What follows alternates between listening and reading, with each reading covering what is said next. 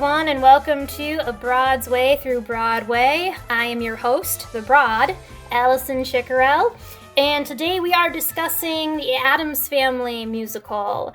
And here to join me is Milwaukee playwright, singer, actor, director, lyricist, musician, pianist, accompanist, Matt Zembrowski. Did I get it all, Matt? Did I get all the stuff? Pretty sure you covered all the bases on that one. If you didn't, I think people just generally get that I'm kind of a theatrical overachiever. Why don't you try doing something with your life, Matt? Jeez. Yeah, right? I know. All right. So Addams Family. For those of you who don't know, Addams Family, music and lyrics by Andrew Lippa.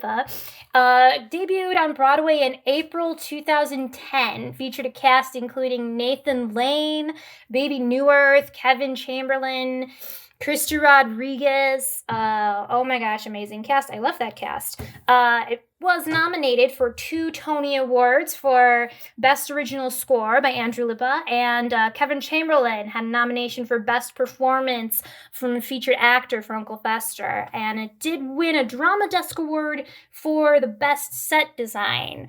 That is really awesome. I can think of that set in my head right now, and it's nuts, that Addams Family home mansion. So Matt, Addams Family, tell me about when you first found out that Addams Family was going to be a musical. What did you think of that? I grew up on the Addams Family. The movie came out in 1992 when I was 9 years old. It was just always one of my favorites. The characters were so silly and yet had this real heart to them. Their love for each other, no matter how weird they were. As I grew up, I kind of drew some parallels to my own personal life. And so it just seemed very natural, as dramatic as the characters were, as over dramatic as they were, as flamboyant as they were, that adding songs to their story would make perfect sense. I didn't really know Andrew Lippa's work very well. I knew he had done a version of The Wild Party, and it was kind of the other version of The Wild Party, depending on who you talk to. So when they announced that he was doing it, I was like, okay, well, I guess we sort of have a total clean slate here. I don't really know what to expect. But then as casting decisions started coming out and they announced that Nathan Lane and Baby Newirth were going to be doing it, of course I got excited, because the two of them, if you were to look at the original cartoons, which were drawn by Charles Addams decades ago, it really, the two of them would fit that mold perfectly. And then, of course, they added Kevin Chamberlain and Jackie Hoffman as Grandmama, who was terrific. The cast is really what sold me on that show, even beyond just knowing that I love the Addams Family, and I was keen to see what they would do with it on stage, hoping that, maybe someday I'd be able to play one of the parts. Yes. And so you did. Now, I know you go to New York a lot. Did you saw it in New York or no? I did not see it in New York, and I will tell you why. Because I saw it in Chicago, and I was a little disappointed. I'm not gonna lie. I knew it was a work in progress. They did it in Chicago about 9 months or so, maybe a little less than that, before it transferred to Broadway in New York. And some of the stuff that they did, I was really just kind of oh, it's a choice.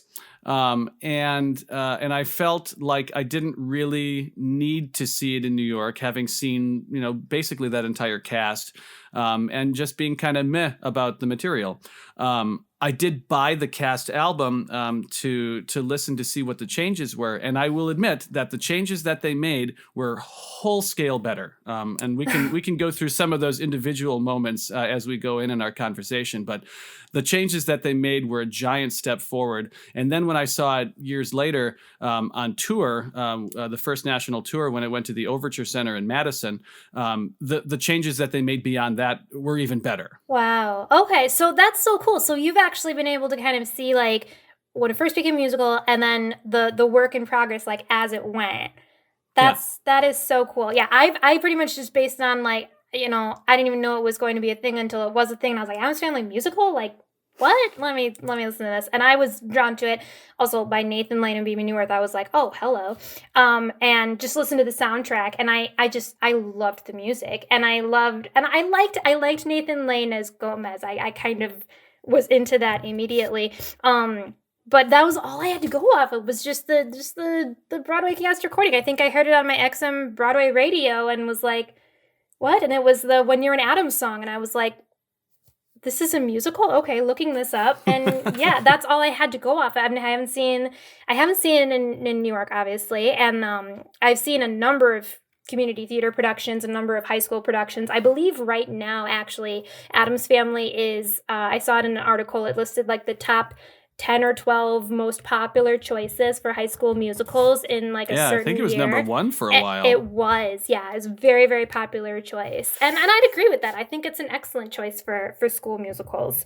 Well, sure. And especially, it's got such a varied cast, and especially like it does a good job of finding roles for female performers. Yes.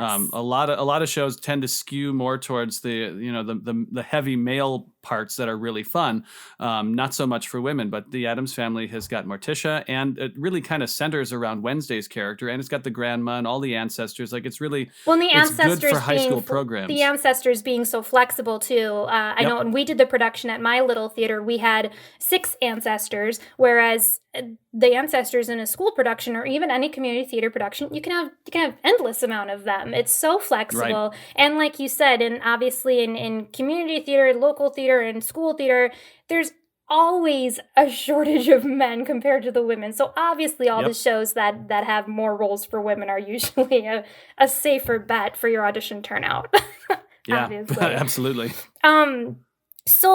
So castings. Do you remember who was in the cast that you saw in Chicago? Was it any? It was that entire original cast. I mean, the only differences may have been in the ancestors, but all of the featured players were the same. Okay. Did you have like a personal favorite of that cast, or? Well, I mean, I've always loved Nathan Lane. I've seen him in 7 different shows. I mean, who doesn't?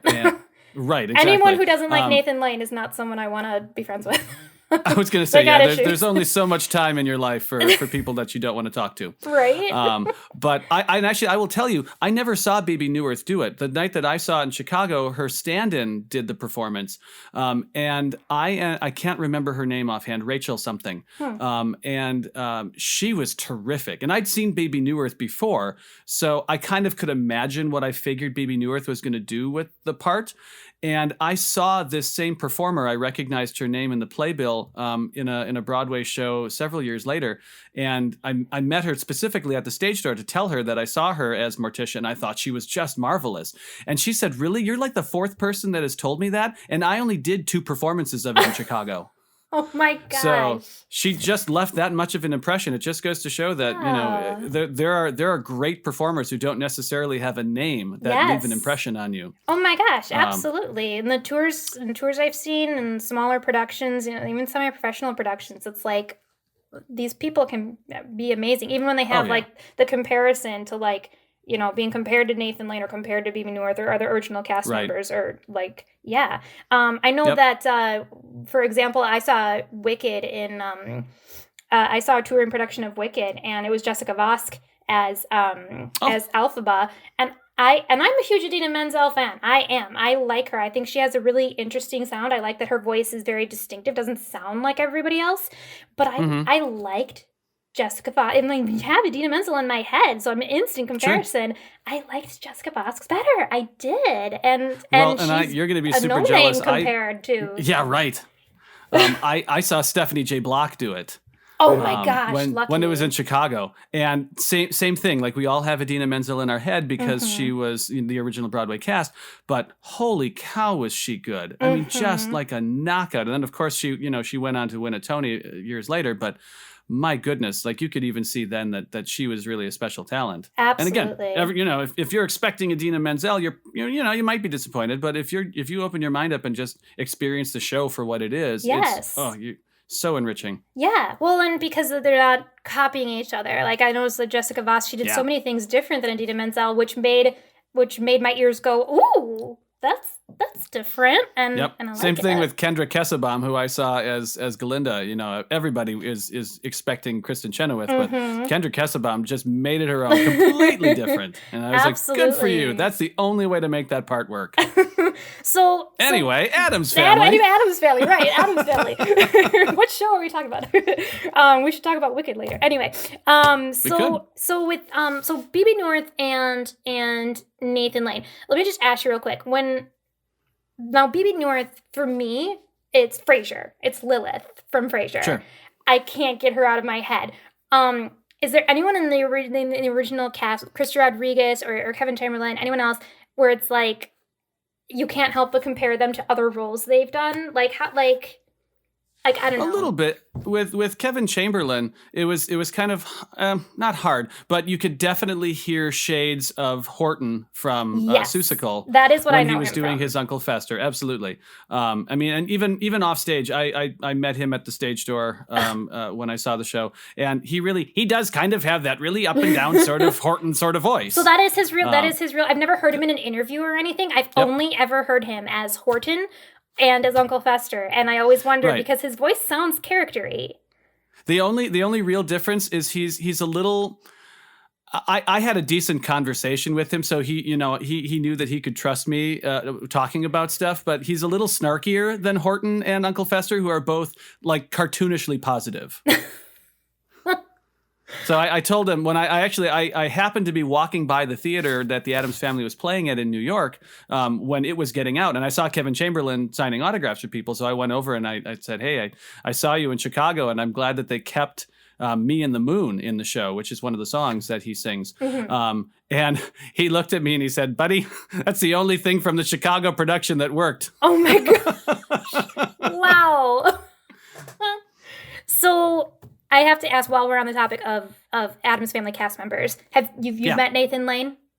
Yes, I did. I'd met him once. He is notoriously very shy with stage door dining. He will not sign autographs, really under any circumstances. I did get an autograph playbill by him. I saw him in The Producers when he did it in New York. And he had pre-signed a number of playbills. He and Matthew Broderick, which somebody, one of the stage door personnel handed out, saying Mr. Lane won't be signing autographs today. So I did have that. But then I saw him in Angels in America a couple years ago. And I waited and waited and waited before the show started. And he's very short. He's only about 5'3" compared to me. I'm 6'1". And I finally saw him as he came into the stage door. And I said, "Mr. Lane, I am so sorry to bother you, but I've been waiting a really long time to tell you how much I admire you, and I just want to shake your hand." And he said, "Well, thank you very much." He shook my hand and probably forgot that it even happened moments after I left. Oh my gosh. But I did get that moment because I have admired him for so long. And I like I said, I've seen him in 7 different shows, including Addams Family. And he's just a marvel with what he does on stage. Wow. Well, okay, so for those of you who haven't figured this out, Matt goes to New York a lot in the non-COVID times. Goes to New York a lot. And non-baby times. And I now have a daughter, which makes it kind of difficult to get out there as much as I'd like. And she'll go with. Oh, she totally will. She will learn to wait by the stage door, and you go to New York when you only do New York one way. You go there and you squeeze in as many Broadway shows as humanly possible, back to back. Yep. And then you wait by stage door to get those autographs. The tower of autographs you have is I'm so jealous. I'm so jealous. I hope it's worth something, because that really is my investment in my daughter's college education. Is when I'm gone, you can sell these and pay off your student loans. Oh my God. That's hilarious. So Krista Rodriguez, what are your thoughts on her? She'd be like Wednesday Addams. Well, okay. So I was foolhardily expecting something similar to the movie when they announced that they were doing the musical. So when I saw the musical, and they were clearly taking it from a slightly grown up Wednesday's perspective. Yes. I was a little taken aback, because I didn't know what to think of it. It wasn't what I was expecting, which you should never have. It's not what crazy anyone is expecting. Yeah. No, Wednesday is definitely kind of for people who are coming into this musical and seeing it and only knowing kind of the TV show, or even the movies. you know, you do have like the certain like, pre-assumption of what Wednesday is like. And I do feel that out of the entire cast, of all the cast members, Wednesday is probably the most different Yeah. from what you would expect after seeing the TV show or the movies. She's Yep. not monotone necessarily. She can be a little bit, but it's like it's so theatrical. Mm-hmm. And again, like you were getting into, for those of you who don't know the plot of the show is kind of Wednesday's love story, which is just so not expected. Yep. So I kind of cut you off a little bit there to fill in a little bit about No, the that's plot okay. of the show. So, but Krista Rodriguez, once you kind of grasped onto like, oh, this is what they're doing with Wednesday. Mm-hmm. Okay, what were your thoughts on her performance? Well, I have to take it back a half a step, just so that I can give you a little bit of context. The original opening number in Chicago was not "When You're in Addams." Oh, okay. The original number was an absolutely terrible song called the Clandango, which, and I think last time I looked on YouTube, you could find the entire Chicago production. Don't tell anybody, and you can see that opening number, and it makes no sense. I Oh mean, my you gosh. have this incredible cast with a number that it has no connection to the Addams Family sort of mystique or story, and it wasn't very memorable musically. And at one point, I remember watching it. They cut Wednesday's hair. I'm like, this is really uncomfortably awkward. Not the So good the kind show, of theater awkward. no, nothing even like it. Like they said, you're now part of the family, so we're gonna cut your hair. I'm like, what? Um, and so having watched that, the bar just immediately kind of lowered about 4 or 5 rungs. Sure. And I'm like, I don't know what the rest of this evening is going to be about. And then those of you who know the show, they had the thing with the squid, and here's Wednesday coming out and singing this rock number about being pulled. And I'm like, I don't know what is happening here. I sure hope they fix this before they get to New York. They did. They did, yes.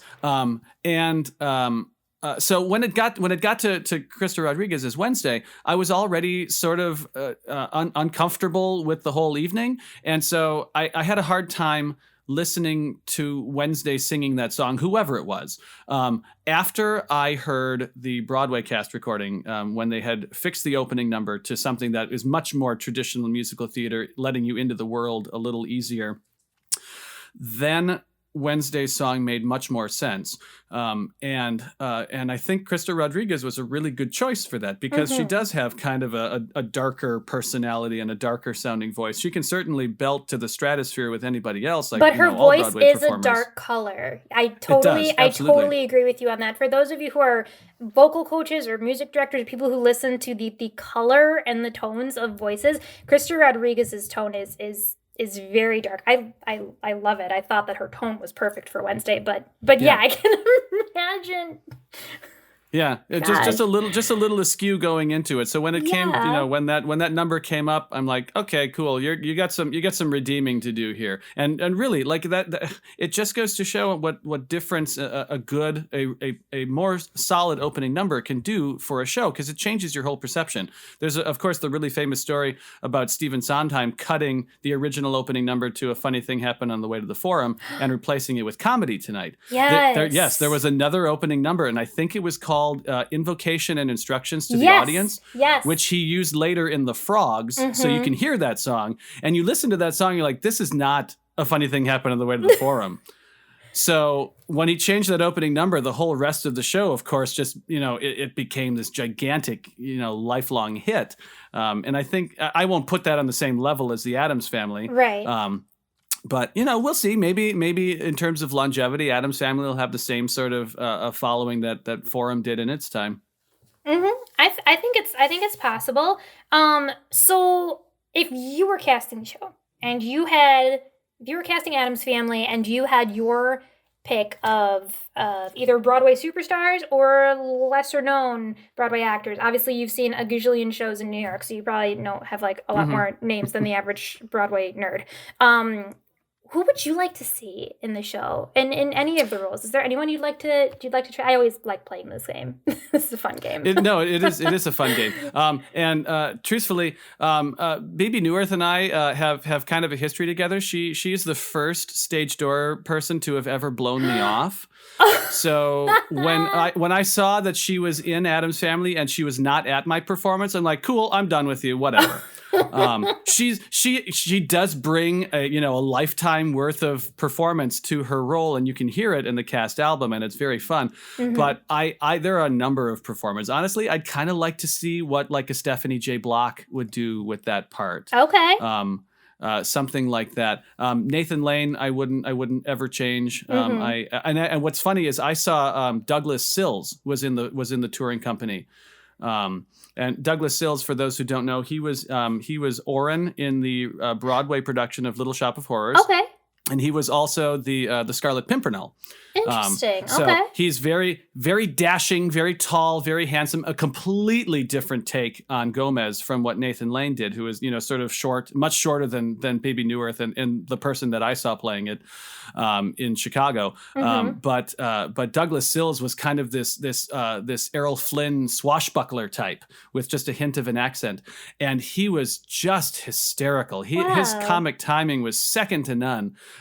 And one of my favorite lines from that show is when Morticia and Gomez are arguing about Grandmama, and Morticia says, you should go tell your grandmother to stop smoking in the attic. And Gomez says, I thought that she was your mother. No, I'm serious. And the way that Douglas Sills played that moment still stands out in my head. I don't remember anything else specific about that show or that performance, but I remember that line because he delivered it with such comedic precision. I'm like, That's awesome, dude. There's so many of those in the script too, and we'll get into mm-hmm. a little more of the script in the second half of this episode. But that's a line that I was actually going to bring up later. I love that. I thought she was your mother, and then there's just a beat where they just kind of stare at each other. Yep. He goes, I'm serious. No, it's like no it's joke. so expected and not expected at the same time. Right. There's maybe a mutual friend of ours. I'll have to tell you who it is later, but I'll keep it anonymous for now. Had a picture of an elderly woman sitting on his and his wife's dresser when in their house in their bedroom. And finally one day they were going through and they realized that it was a relative of neither of them. This woman's picture had been sitting on their dresser for years and had no connection to the family. So he actually posted it on Facebook and said, does anyone know who this woman is? That happens in real life. Oh my gosh! Wow. Yeah, right. So yeah, art imitating life or something. Wow. But in terms of other casting decisions, I think they got that one right. Mm-hmm. I think just for fun's sake, I would love to see Andrea Martin play Grandmama. Oh. Jackie Hoffman was so good, but Andrea Martin has just got this different kind of Mother Nature worldliness about her that might be kind of fun. Yes. That's the great thing about this show is that the parts are so big and memorable that you can just imagine anybody in them. 100%. When I directed this show with my cast of kids, again, which we'll maybe get into later if there's time, but the kids were so excited to audition for this one because they looked into the show and they were like, I don't know who I want to play. I just want to be in the show. I just want to be in this show because no matter what you're doing in this show, it's a fun show and it's a fun cast. My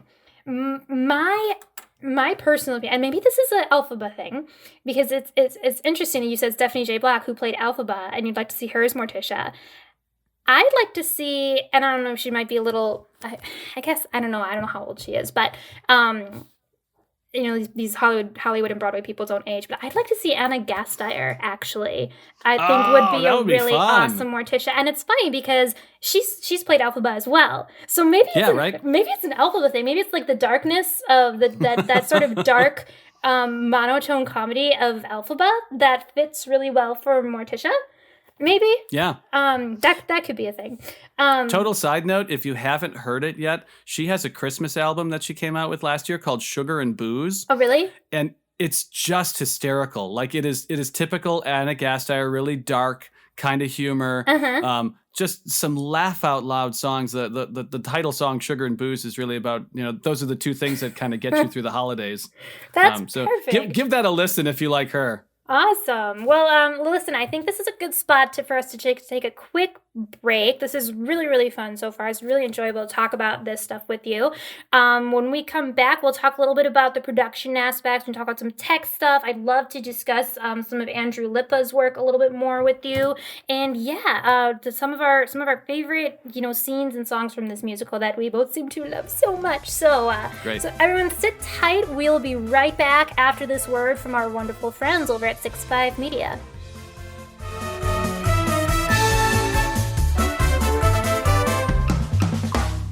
Hey, this is TC. And this is Jim from the Studio Demands It podcast, Where every episode we take a demand from a hypothetical studio, which could be you, and challenge ourselves to conceptualize, pitch, and craft a film based on the stipulations or the demands we are given. We talk about movies all the time. Particularly, we complain about the choices made in the films we've seen. We're nerds like that. And, of course, like any good nerd does, we automatically assume that we could do better. Even with the demands and restrictions that clearly must have been put on by a production. So head on over to studiodemandsit.com and listen to our previous library of episodes. Our library of previous episodes. Our precious library, Jim. Our library of precious episodes. You're a pirate, Smeagol. Okay, so head on over to studiodemandsit.com to listen to our library of episodes. And submit your demand for a future episode, too. So go do that. Okay, bye. Okay, end of ad. Hi there, I'm David. And I'm Kate. And we're the hosts of another Zelda podcast. There are so many good podcasts out there, and some of them in particular concern The Legend of Zelda. That's right, Kate, and we are another one of them. That is actually the name of our show, Another Yes. Zelda podcast. And in our show in particular, we talk about some of our favorite dungeons, characters, boss battles. We have top 10 lists. Yeah, we do deep dives on game design and production aspects of the different Zelda games. And we talk about our own experiences. We do some review episodes, talk about our challenges, our struggles, and our victories. That's right. Really just almost anything that has to do with Zelda, we like to talk about it. A new episode comes out every other Friday, and you can subscribe to the show on Apple Podcasts, Google Play, and YouTube. And you can also check out our episodes on our website, anotherzeldapodcast.com. That's right. All right, we will see you there. Okay, bye!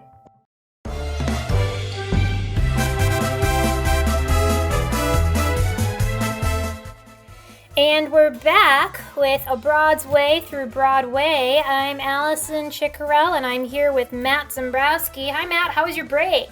It was good. Water is delicious when you haven't had it for a while. That's the dumbest segue into a second half, I think, in history. That was. I didn't want to say because I'm trying to be positive here. We've been friends long enough that. So we left off talking about the cast of Addams Family. I'd love to talk with you all more about like this kind of production. So I've directed this show at my small little black box theater, and I know you directed this show at a high school that you worked at. Yep. How did you feel like with tech aspects and the type of production this is? Do you feel like it was a pretty big one, or more of a simple one to go for? What were your thoughts on like the well, type of production I am very much of the school of making theater out of nothing. Partly because the high school where I worked, we had no budget. And I went to college where when I was directing shows at UWM, we had nothing. We had leftover pieces that had been left from the bigger program while we were figuring our way out through the wilderness. So I always envision shows as small as possible in terms of tech and costumes and the visual aspects of it. And then I'm very happily surprised when I can do more with it. So the beauty of this show is, of course, when they did it on Broadway, they had a grandiose house, and it was the giant staircases and chandeliers and huge the set tables. design won an award. Yeah, obviously, because it was just it was stunning, like you'd expect a Broadway show, The Addams Family, to be. But if anybody with theatrical ingenuity can look at that and figure out the essentials. We did a lot with frames, like with all of the ancestors. We had them walking around with picture frames around their heads. So that they sort of became a grand room with a whole bunch of paintings.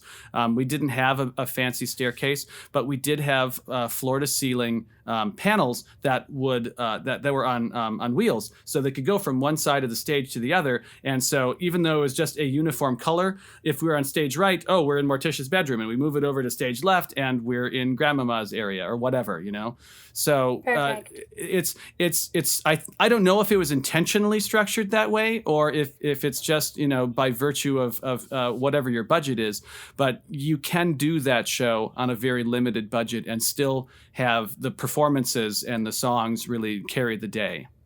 Yes, I would totally agree. This is completely the type of show where you don't necessarily want the set to distract from these characters, because as we talked about before our break, every character in this show is just such a big personality, and it's like it's that comedy is so campy and everything. So it's like the attention really stays on these actors anyway. Yeah.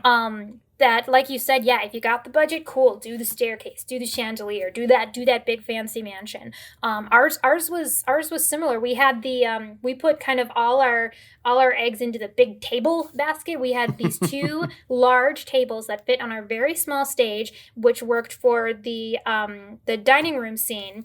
For the full disclosure scene, for those of you not familiar, there's a scene where they have Wednesday's boyfriend's parents over for dinner, and they're all seated at this big, huge dining table. And we used that because we wanted the full disclosure scene to have the classic, you know, dining room table. But we then had them split in half so that during the other scenes, we could move the tables around and use them as, like, you could hop up and sit on them. We use them for levels, which was really helpful for the ancestors to stay leveled and things like that. So just like yours, it was very simple. But it still had that aspect needed for certain scenes that I felt were important to have this or that or another thing. I will say that I'm going to jump in for just a second, because I remember one thing that I really was excited about was the cemetery. And my dad was the tech director for that particular show. And I said, Dad, we got to have a good Addams Family crypt. We have to have a nice big old mausoleum. And my wife had just gotten me an airbrush painting set. And I was looking for an excuse to kind of try it out. And so I really, I went all out. Like, I still have the crest that says Addams on it from that tombstone because it was so cool. And I was there until like 11:30 or midnight a couple nights, like painting that thing. So it really looked solid. And anyone who's been to my house at Trick or Treat knows that I kind of go all out for Halloween. And I have a big old tombstone sort of set up in my front yard. And some of those tombstones from the Addams Family are actually now a part of my front yard display. Nice. Well, that's perfect. So audience wise, if you had someone, you know, say like, oh, I'm going to New York, you know, and would recommend shows, and Addams Family was going on at that time, do you feel like this is one of those shows, like a family show that's great for the whole family? Do you think it's more geared towards kids, more geared towards adults, or, you know, the senior citizen crowd? It's kind of tricky because obviously Addams Family itself has been around forever because of the old-timey TV show and everything, even the movies from the 90s. But I have found also that, like, what's the current age? It's Gen Z, is that what they're called? Oh, I don't even know. I lost track after Gen Z. The people who came after the millennials. Post-millennials, post-millennials, whatever they're called, they're super into this show too. And it's like, have you even like seen the movies or the TV show? So what do you feel Freeform has helped with that. Right? What type of audience do you feel this show kind of gears itself towards?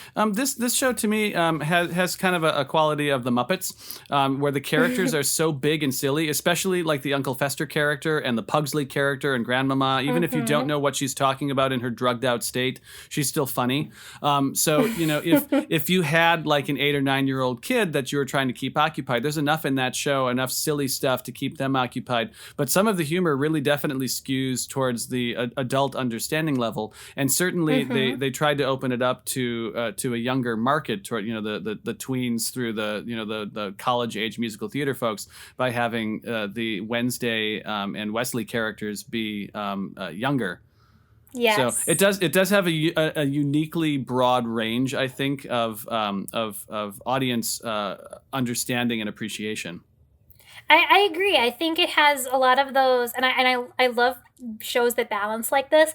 Some of the adult humor is adult in a way that a little kid watching it won't question it. Yeah, just go over their head. It'll just go totally over their head, and I love that, because then it's like, then it can be something that adults can enjoy with their kids without having to explain, like, you know, the dialogue between Gomez and Morticia is so sexy. It's really like, is. It's like how many times I've seen relationship goals, Gomez and Morticia. Oh, yeah. Like, it's people's relationship and marriage goals is those two. And they're so passionate and sexy with each other. And it kind of makes you think, is that not appropriate for the kid? But it's honestly, it kind of just goes right over their head. So it's perfect. Well, and it's silly in a way, but it also, like, their passion for each other is it's kind of a good example to see. You know, oh my gosh, it's wonderful. I know parents tend to, you know, every parent is different with how they sort of treat PDAs around their children. My daughter's too young to even know what's going on. But in terms of Gomez and Morticia, their relationship really is at its core incredibly positive and strong. So even though what they say, the kids aren't really going to understand, it is kind of an oddly solid example of what a loving couple could be. Yes, I've always said that too, that it's like with how much people joke about, you know, like when the kid sees mommy and daddy kissing, ew, ew, and everything. But deep down, it's like, don't you want to grow up seeing that your mom and dad love each other? Yeah. And that they keep loving each other even after, like, they're, you know, parents and have all these new priorities and responsibilities, that they are still loving to each other like that. And that's what Morticia and Gomez, like, totally are. Yeah. That's why they're relationship goals. Everyone's going to end up in therapy one way or the other. You might as well set a positive foundation. Exactly. At least you'll be able to be in therapy telling your doctor, well, my parents did love each other. Yep. I saw they loved each other. They did. Yep. They never gave me chocolate, but they loved each other. So the other what were the other shows going on when the show went on? This was on 2010. April 2010 was when the show debuted on Broadway. It wasn't a at particularly strong year for new musicals. There were a lot of revivals. That was the same year as Finian's Rainbow and Ragtime and A Little Night Music with Angela Lansbury and Catherine Zeta-Jones. Okay, lots of revivals. The big Tony winner that year was Memphis. And it's funny. The Addams Family, when it came out on Broadway, it was just crucified by the critics. They just hated it. And everyone, of course, loved Memphis. And it's a wonderful show, but it ended up not having anywhere near the staying power that Addams Family has. And I think part of it has to do with that universality and the ability for generational audiences to appreciate it. Yeah, I do remember that vaguely. I didn't remember it until you said it, but I do remember, that Addams Family was not super well received. Nope. And I feel that way about a lot of shows. Maybe I'm just too easy to please. I'm just really like, musicals, they're fun, whatever. Yeah, like, right. everything is, I can find the good in any musical. And maybe I'm just, like, kind of naive like that, but, like, I find that way with a lot of musicals that are kind of raked through the coals by the critics, and I listen to it and I was like, I really like this. And then there's others that they just, oh my gosh, this will blow you away. And I listen to the score and I'm like, I can't even hum back any don't of the remember melodies. a single song from it. People absolutely adore it, and I know people are going to give me grief for this. But I don't think that I've listened to A Light in the Piazza once since I first heard it. I saw it. It's a beautiful show. It's obviously worth all of the praise that it had in terms of its analytical value and its really deep emotional value. But in terms of casual listening, I will listen to The Addams Family 100 times before I'll listen to Light in the Piazza. That's just one example. There's a lot of those. Light in the Piazza. I know I have a friend of mine who is obsessed with that show and is just waiting for theaters to do that show. And I'm over here like, there are 2 songs in that show that I really, really, really like. And that's it. Yeah. Like, that's literally it. Whereas Addams Family is one of those scores where it's like, if I had the whole soundtrack on, I won't really skip any numbers. Like, right. I really like the whole score. I kind of skipped the squid song because it's so weird. And in the show, it is even weirder. They ended up cutting that whole subplot for when it went on tour. And I'm like, oh, thank goodness. That's even too weird for me. And I got a pretty high threshold. I grew up watching Ghostbusters and that sort of thing. And it's like, this is way too out there for me. I know a lot of people had trouble with Fester's song, The Moon and Me. Boo on them. I song. It's I so think it's beautiful. I think it's absolutely darling, and I Yep. think that's whole Fester's. For those of you who aren't familiar with the show, the Fester has this thing with it. He's in love with the moon, and Wednesday's boyfriend's parents come in and they're like, he's in love with that moon. What the and but it's absolutely darling. It's my second favorite relationship in the whole show. Right? I love the setup line to that where Fester goes, I know what you're thinking. What does a fat bald guy of no specific sexuality know about love? And then he sings a song to the moon, and he has this little ballet with this gigantic moon on stage. It's so innocent and so charming, and it was just like I found myself like kind of welling up a little bit. I'm like, why is this so beautiful? Because it's ridiculous. It is ridiculous, and I feel like the people who didn't like that number or had problems with it, it's sort of like, open your mind a little bit more. I feel like it's that sort of thing. It's like the people who tried watching Glee and couldn't get over the fact that they just started singing, and all of a sudden there's like this full band around and they're singing in the hallways, and it's like, it's a musical show. Like, I was just gonna say, if you have a problem with people breaking out into song, you're not gonna like anything in a musical, musicals. right? Then watch something something with no singing in it. There's plenty.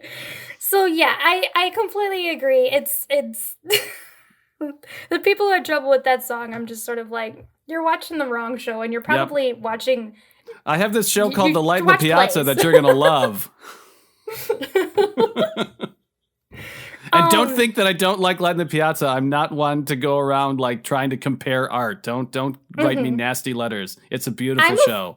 I'm a firm believer at everything. Nothing is 100% garbage. You have your favorites, you have stuff you don't really care for. But even the shows that I've heard where I've listened to the whole soundtrack through and felt there was nothing in there that I really cared, it's not garbage. It's still art. It's still, there's good in everything because it's a musical, for goodness sake.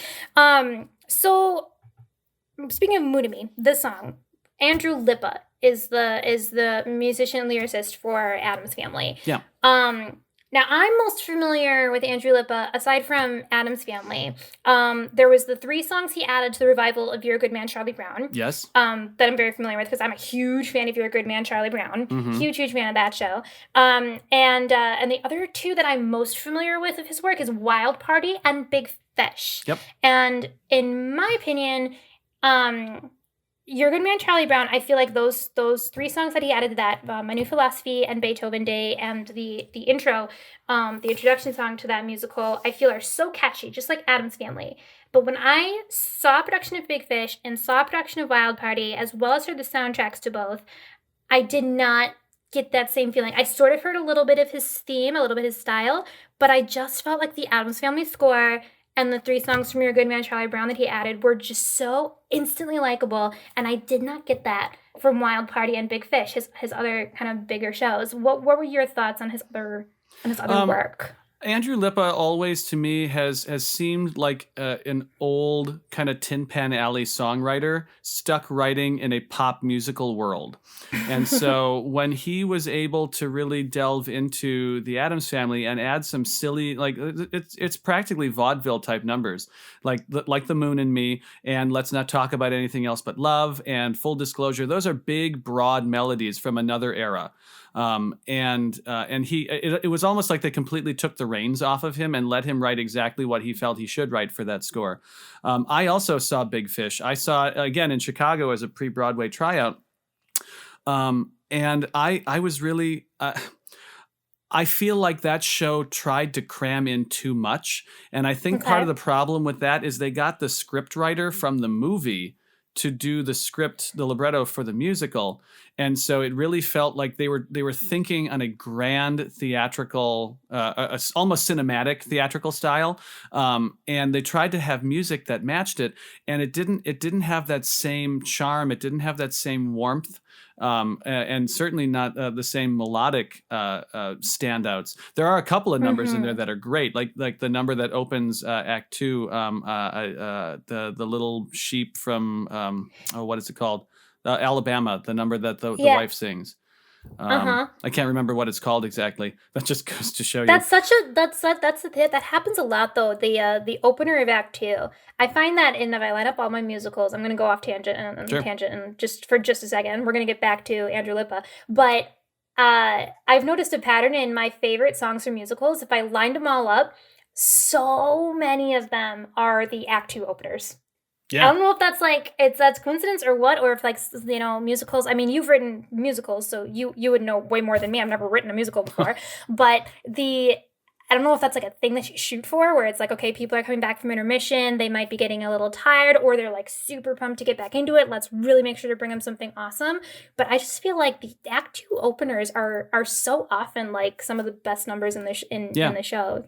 Well, and I think that really is what it comes down to: is people are coming out of intermission, they've had a chance to talk about it for a little while, and you want something that's going to throw them right back into the magic again, because you're coming from the real world of going to the bathroom and there's a line that's way too long, to perhaps not even having a chance to relieve yourself and having to face another hour's worth of entertainment. So it had better start out really strong. And so I think you're right about just that. And especially if Act One ends on a good cliffhanger, you want to keep that intensity. You almost I've written 2 shows that have had major productions done. The first one had no intermission, so I didn't have to worry about that.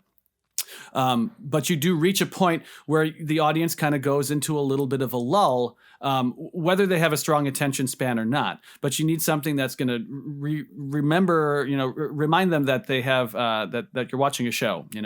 And so it's harder when you have an intermission, when people have had a chance to analyze it, to go from the real world back into the theatrical world that you've created for them. You have to have something that's going to grab them instantly, as opposed to kind of lulling them back in. Otherwise, the reality is going to take over and the magic is kind of gone.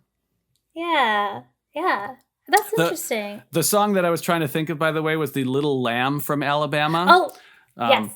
Big old, silly, fun, old-timey number from Big Fish. And I have to admit, I have to give him credit. I just love the closing number from that song. It's incredible. It's just this beautiful song called How It Ends. And it really, if anybody who's lost a parent or a loved one that they're really close to, it's kind of how you would hope that the finale to the musical of their life would be. It's a knockout number. It is. I'd agree with that. That was actually the very first song that I ever heard from that score, which was kind of a bummer because yeah, right. Yeah, I suppose you would kind of lose its impact in the actual show. It did. I loved the song, and I was moved even just by the number, out of context, having not seen the show yet and not heard the whole score yet. But unfortunately, then I listened back to the whole score and knowing it was Andrew Lippa, and I like his stuff, but I listened to the score and was like, that was the best song. Yeah, right. It's just not what I expected. The finale is a good place to have a best song for sure, because that's what you're going to leave with. Sure. It's just compared to Addams Family, which is like, I feel like listening to it straight through, you can hum back every number you heard. Yep. And I did not get that from Big Fish or from Wild Party. Yeah. Which is just kind of interesting sometimes, where it's like it's the same composer. You'd think. Yep. But no. One thing that you'll find interesting, if you ever do decide to go see a preview show in Chicago, like an out-of-town tryout in Chicago, or they do a bunch in Seattle too. I know that the Mrs. Doubtfire musical premiered in Seattle. Is the creative team is usually there, because those performances, they're gauging audience reactions. They're seeing how moments work and how songs work and stuff. It's basically like the workshop process, but on stage with a paying audience. And so when I saw Big Fish in Chicago, Andrew Lippa was there. And I recognized him because I just watched a Playbill preview of that show. And after the show, this was after the show was done, after Big Fish was done. And I went up to him and I said, thank you for all of your work, especially on the Addams Family. I didn't really say anything about Big Fish because I hadn't really processed it as being a good show at that point. But I thanked him for the Addams Family, and he was very touched. That's awesome. I would have thanked him for Addams Family, and I would have thanked him for my new philosophy. Oh, yeah. So listen, we're about ready to wrap up, but like, if one last question here with Addams Family, having seen the show, being a big Nathan Lane fan, having directed the show in a high school production, what would you think would be like your favorite scene or number from the show, either to have worked on or to just watch? What do you think? That one for me, if you would have asked me this question like 3 years ago, the answer would have been different. But now that I have become the father of a daughter, I listen to Happy Sad with such different ears and different eyes and a different heart. And I was actually, I was just singing it the other day. It's literally sitting on my piano right now. And I was just kind of thinking, it's not hard to imagine me saying something like this, if not singing it, to my own daughter when this point in her life comes up. You do kind of look at your priorities a little bit different. And there are things, you're always going to find the happy and the sad in life. And this song really perfectly encapsulates it. And I love the lyrics of Happy Sad. Oh my God, yes. It's it's brilliant. Yeah, and it kind of comes at an unexpected moment in the show. Yes. Like there's chaos and there's silliness and there's a weird squid and Uncle Fester singing about the moon. And all of a sudden it's this very real number between a father and daughter that just grabs you. And then it goes into crazier than you, like almost immediately. And it's like, okay. But it works. It totally works. It works. It's You that wouldn't universe. think it would. Yep. You wouldn't think the transition of that would, and from where the show starts, and I'm talking about the Broadway, not the crazy intro that you saw in Chicago. The Clandango. From where it starts and where it ends up going, and all this craziness that happens in between with this crazy campy absurdity, to then have this number. For those of you who don't know, it's a song that Gomez sings to Wednesday called Happy Sad, about how he feels about her growing up and being in love and everything, and how that. It's Happy Sad, and it's the transition into it and out of it. You just wouldn't think it would work. Like, what would this beautiful, like you said, real moment? How would this even fit in this musical? But it totally does. Yep. It totally does. Sorry, I do want to add one tiny little thing to this. I think we were talking about how people from the generation after us are embracing this so strongly. There really seems in society in general, there seems to be an embrace and acceptance of your own quirks and personality and who you really truly feel you are in a way that probably wasn't the case in the 90s when this movie came out. You had the Tim Burton kind of freaks that loved the Addams Family, like me, who didn't mind being sort of thought of as an outsider. But now being an outsider is in. And so when you get to that closing number of Move Toward the Darkness, which is, again, it's this beautiful, like almost operatic song for this crazy show. Yes. And I think that song really is almost kind of an anthem to people's embrace of their true nature and their true selves these days. And I think that might have something to do with why this show is so loved by the general public too. Yeah, that's a really good point. It's kind of like Freak Flag from Shrek. We're embracing that now, which I think is so important for any age, especially like the younger generation, younger than us, but for anybody. Well, listen, Matt, I think we're about ready to wrap things up here. You got to tell us what your favorite number is, though. Oh, my favorite number. Well, now I feel like it's from the non-parent standpoint, which I totally knew you were going for. I totally knew that's where you were going when you said your opinion changed on your favorite part. I know it's like, it's going to be the dad number. Yep. The Death is Just Around the Corner. I have to say. Oh, it's so fun. Death is Just Around the Corner, Morticia's number with the ancestors. I choreographed it, and I had a little bit of chorus line choreography sort of going there with the hats and everything, and it was just a blast. Yep. I was obsessed with that, and it was the cast favorite too in the production that I directed. But now I almost got away with it. But no, that would be my favorite part. It's all so good though. It's such a good show. Thank you everyone for listening. This was so much fun talking about this fantastic piece of art, The Addams Family by Andrew Lippa. Matt, I'd love to have you back again sometime. We'll That'd be talk great. about another show, especially with all the, super awesome Broadway actors that you've met. Totally not jealous. I'm jealous. Whatever. We met Bernadette Peters together. It's all good. That's true. That should make up. That should make up for it. And Henry Winkler said hey as he passed by us. Oh, was that with you? That was with me. Okay. I remember meeting him, but I couldn't remember who I was with. So thank you for filling in that gap in my You're memory. welcome, There's a lot of those. All right. This is Allison Chicorel on the Broadway through Broadway. Thank you again, Matt Zembrowski. You bet. Thanks so much for joining. And we'll be back next time with another musical conversation and a wonderful guest. We are taking our final bow, and there's the blackout and the curtain. Good night, everybody.